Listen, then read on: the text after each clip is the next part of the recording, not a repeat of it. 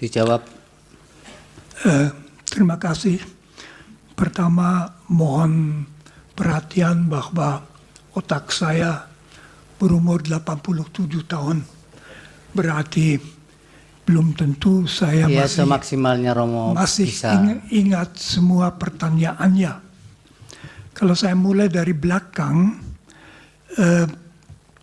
tentu saja bagi Indonesia etika, kesadaran akan nilai sejak permulaan merupakan salah satu unsur yang mempersatukan suatu masyarakat yang amat majemuk.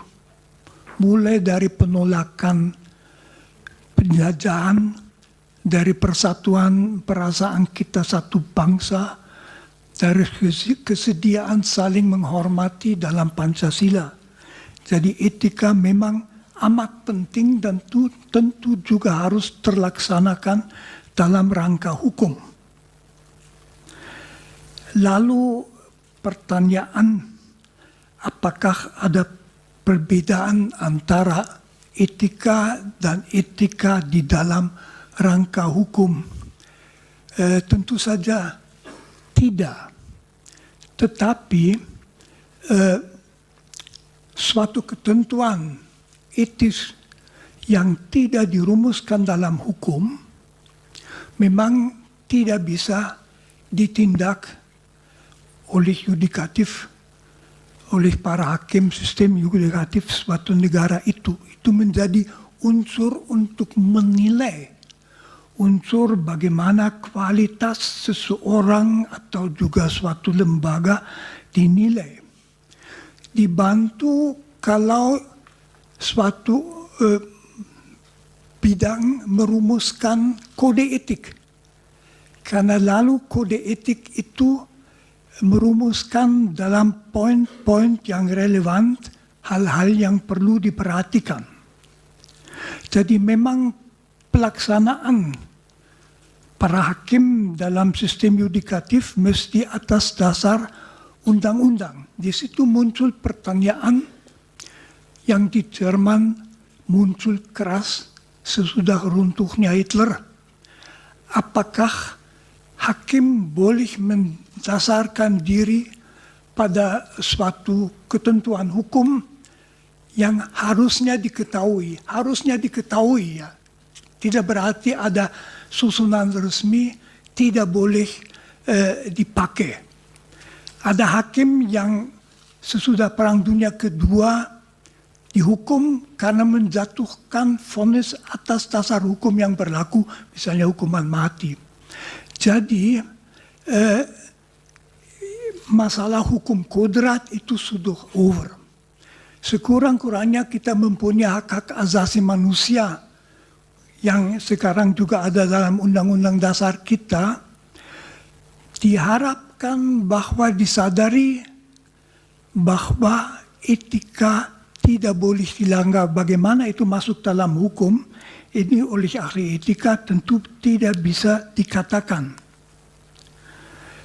Mengenai bansos, saya tidak mengatakan apapun tentang yang dilakukan Presiden Jokowi. Saya melakukan kalau seorang presiden yang sebetulnya tidak mengurus langsung kementerian, mengambil bansos yang sudah disediakan di situ untuk kepentingan politiknya, maka itu pencurian. Apakah itu terjadi di Indonesia? Bukan urusan saya bukan ahli mengenai hal-hal itu. Saya hanya melihat kasus secara teoritis. Tetapi misalnya kalau dibagikan tanpa memperhatikan bahwa itu untuk para fakir miskin, ya itu saja sudah susah. Lalu mengenai dampak kalau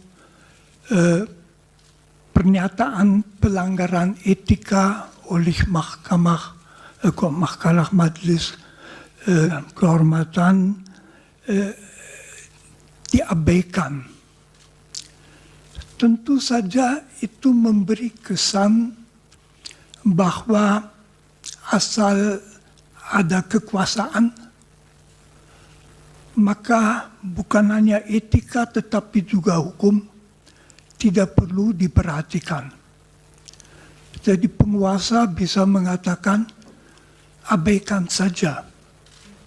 Itu dengan sendirinya memperlemah sekali struktur negara seperti negara hukum. Indonesia itu adalah negara hukum dan mengabaikan pernyataan bahwa suatu keputusan merupakan pelanggaran etika yang berat. Saya dari sudut etika hanya bisa mengatakan merupakan sendiri pelanggaran etika yang berat, dan kalau masyarakat mengalami bahwa etika secara berat bisa dilanggar demi suatu tujuan politik, dengan sendirinya faham mengenai penguasa yang melakukan